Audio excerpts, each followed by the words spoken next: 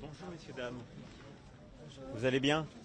Peut-être quelques mots pour vous dire les conclusions que je tire de ce sommet, ce que j'ai pu exprimer d'ailleurs tout à l'heure. D'abord, en poursuivant le réinvestissement sur les questions de défense, l'ensemble des pays membres et tout particulièrement les Européens continuent d'œuvrer à structurer ce pilier européen au sein de l'OTAN. C'est ce que nous poussons depuis plusieurs années, avoir une Europe qui dépense davantage, qui prend davantage ses responsabilités pour sa sécurité, qui prend davantage de part du fardeau. C'est à la fois le souhait américain depuis plusieurs années, c'est une nécessité européenne, nous devons le faire pour nous-mêmes et pour être plus indépendants. Deuxième remarque, c'est que cet investissement doit aller de pair avec un durcissement des armées européennes, c'est-à-dire une culture commune, ce que nous avons lancé il y a quelques années avec l'initiative européenne d'intervention, créer des cultures communes, des déploiements communs, des exercices communs, c'est-à-dire des armées qui vraiment se battent, vont sur le terrain, comme on a su le faire au Sahel il y a quelques années, se déploient rapidement, comme on a su le faire il y a 3 ans, quelques jours après justement le déclenchement de la guerre d'agression russe, en structurant, en étant nation cadre en Roumanie. Et puis il faut développer avec cet argent une base industrielle et technologique de défense européenne, c'est-à-dire une Europe qui défend plus, c'est une Europe aussi qui doit développer de l'innovation et de l'industrie de défense, et pas simplement acheter chez les autres. Et à ce titre, ce qui a été fait ces dernières semaines au sein de l'Union européenne avec les programmes dits SAFE ou EDIP, qui réservent 65% de ses financements aux Européens, va dans la bonne direction, est un vrai changement de doctrine dont je me félicite. Le troisième élément, c'est que tout ça, on le fait. Quand même le rappeler et remettre les choses au milieu de la discussion, parce qu'il y a la menace russe. Je le disais il y a quelques mois à nos compatriotes, nous le vivons depuis plusieurs années, mais au fond, la troisième guerre russe en Europe a acté cette menace. En effet, après la Géorgie, après la Crimée, la guerre d'agression de février 2022 a très clairement permis d'identifier cette menace dans la durée. Et c'est ce pourquoi, au fond, nous nous réarmons tous, parce qu'il y a cette menace à nos frontières. Et donc, c'est pourquoi nous souhaitons que, en effet, la guerre d'agression russe en Ukraine demeure une préoccupation, la préoccupation principale des Européens. Elle est celle qui justifie ce réarmement dans la durée, parce qu'il y a cette menace qui perdurera. Mais il y a aussi la volonté que nous avons ici réaffirmée d'agir ensemble et de manière partenariale pour arrêter cette guerre. D'abord, on a besoin des États-Unis pour obtenir un cessez-le-feu, par une capacité de dissuasion, en utilisant aussi la crédibilité des derniers jours liée au théâtre iranien. Et puis ensuite, parce que nous prenons notre part, en Européens, c'est le sens même de la coalition de volontaires que nous avons structurée en février dernier et que nous allons réunir à nouveau en juillet, c'est-à-dire que vous avez ces Européens, avec d'ailleurs aussi les Canadiens et plusieurs autres, qui sont là et qui sont prêts dans la durée à soutenir l'Ukraine, à lui permettre de régénérer son armée, de déployer des forces de réassurance. La quatrième remarque que je voudrais faire sur ce sommet, c'est justement que tout ça suppose aussi que les Européens pensent leur sécurité de demain. Parce qu'on ne va pas aller vers une escalade sans fin vers plus d'armement. Nous devons nous armer parce qu'il y a aujourd'hui un décalage par rapport au niveau d'armement de la Russie et qu'il y a cette menace.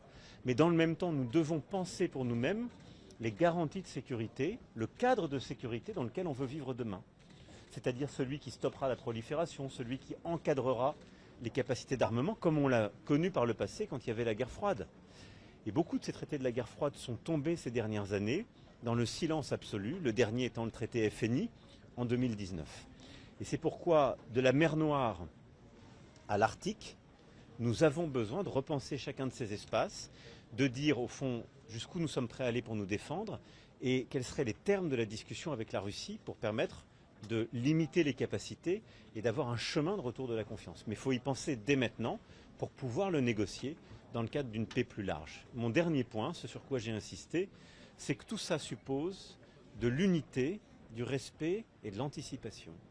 Ce qui veut dire que cet effort collectif et le bon résultat qu'on a avec ce communiqué et ce réengagement européen, il a en quelque sorte, et il impose de manière évidente, la paix commerciale. On ne peut pas entre alliés dire il faut dépenser plus, nous dire on va dépenser plus, et au sein de l'OTAN se faire la guerre commerciale. C'est une aberration. Et donc c'est pourquoi il est très important qu'on puisse revenir à ce qui devrait être la règle au sein de l'ensemble des alliés, c'est-à-dire une véritable paix du commerce, et donc d'abaisser toutes les barrières tarifaires qui existent ou qui ont été renforcées. Ça suppose aussi d'anticiper les évolutions de déploiement des forces, tout particulièrement sur le sol européen. Et ça suppose enfin de ne pas oublier les termes de la guerre et les risques qui persistent pour nous. J'ai pu le dire, on a une guerre très territoriale, très terrestre, à haute intensité qui se joue aujourd'hui en Ukraine. Mais la menace, nous le savons, elle se déploiera de plus en plus sur le cyber, dans l'espace, en mer. Et donc c'est là aussi où il nous faut renforcer nos capacités et nous coordonner. Voilà les quelques éléments clés pour moi, à la fois de ce sommet de l'OTAN et ce que j'ai voulu aussi défendre avec mes collègues. Je vais maintenant répondre à vous. Monsieur le Président Donald Trump. Alors, je n'arriverai pas à répondre à 3 questions en même temps. Un engagement concret de la part de Donald Trump sur cette question du respect de l'article 5 après les premières déclarations qu'il a faites hier. Alors moi, je vais vous dire, c'est très simple. Ce matin. Mon travail, c'est pas de faire l'exégèse de ses propos. Il y a des textes, il y a des juristes pour voir ces textes, et après vous lui posez les questions. Mais sur le fond, mais moi, je suis. veux dire, on est dans cette alliance avec tout ce qu'elle embarque, qui est une solidarité entre tous ses membres. Et donc quand une... Mais ça, c'est pas mon job. C'est pas mon job, ça. On a l'impression. Moi, je vais vous dire très simplement, j'avance. Je veux que les Européens. Il y a des textes, ils sont signés. Je crois qu'ils font pas tellement mystère.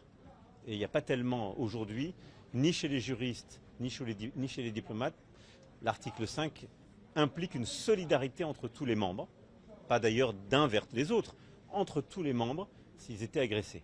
Donc je pense qu'il ne faut pas jeter le doute là-dessus.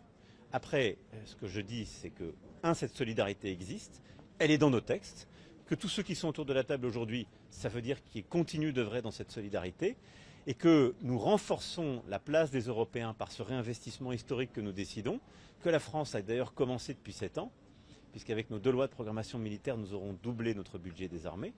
Mais surtout, on renforce aussi notre indépendance, c'est-à-dire notre capacité à moins dépendre. Mais Monsieur le Président, on a l'impression que la sécurité collective dépend des sautes d'humeur et de l'ego d'un homme. C'est pas très rassurant. Non, mais justement, il ne faut pas que ce soit le cas. Alors, ça n'est pas le cas. Je viens vous le dire, pour la France qui a une armée complète, solidement dotée, qui a la dissuasion, ça n'est pas le cas. On ne dépend pas des autres pour notre sécurité.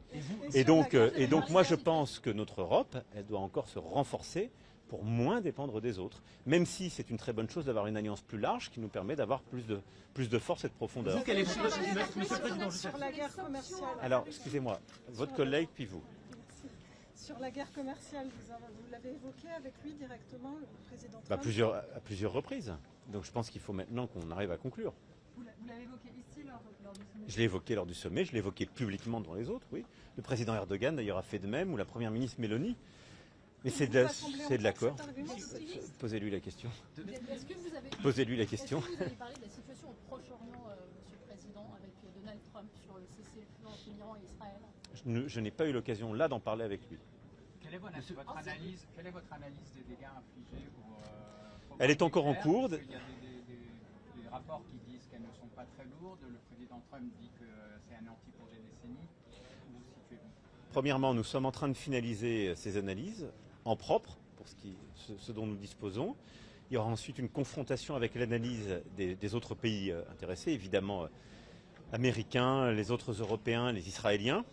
Et puis j'aurai l'occasion tout à l'heure de voir le directeur général de l'Agence internationale pour l'énergie atomique, M. Grossi, et j'échangerai aussi avec lui sur ce sujet. Monsieur le Président, quelle est votre stratégie pour traiter Donald Trump?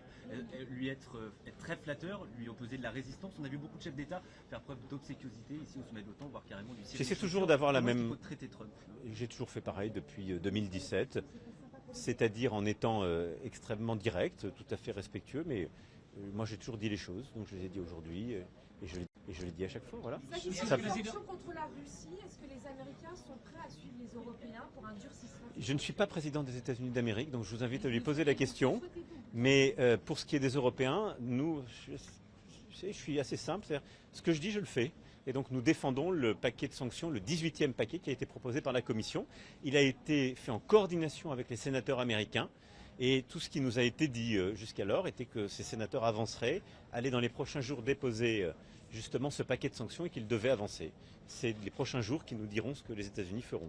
Monsieur le Président, il faut augmenter le PIB, la part du PIB consacrée à la défense. C'est un des engagements qui a été pris également par les différents dirigeants à l'horizon 2035, 5%.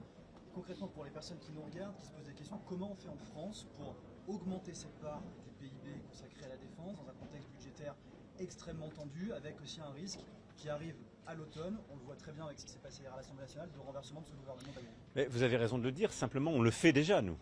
On n'a pas attendu. Et on n'a pas attendu encore, qui avait pu être fragilisé par des choix plus récents.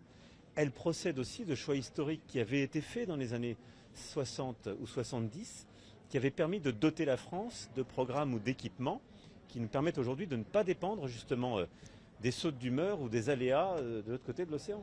C'est notre force. Est-ce que vous avez eu des précisions sur le calendrier de redéploiement des troupes américaines en Europe? Non, mais je pense que c'est très bien de l'avoir. Est-ce que c'est pas peur que ces 5% Le président américain est optimiste sur l'atteinte d'un cessez-le-feu rapide à Gaza. Écoutez, moi je plaide pour qu'on ait aujourd'hui 3 cessez-le-feu en même temps. Et on est de plus en plus ambitieux, mais celui qui tient et qui a été obtenu entre Israël et l'Iran, celui à Gaza, qui est indispensable et qui est pour moi une priorité absolue, et le cessez-le-feu que nous souhaitons avoir en Ukraine pour ouvrir les négociations de paix durable. Sur Monsieur le l'Iran, Président, quelles vous sont que les les 5% prochaines étapes? bénéficient aux équipements américains et que toute l'Europe se met à acheter des patriotes. Mais c'est ce que j'ai dit tout à l'heure. Le deuxième point pour moi, la clé, c'est que les Européens s'équipent et produisent.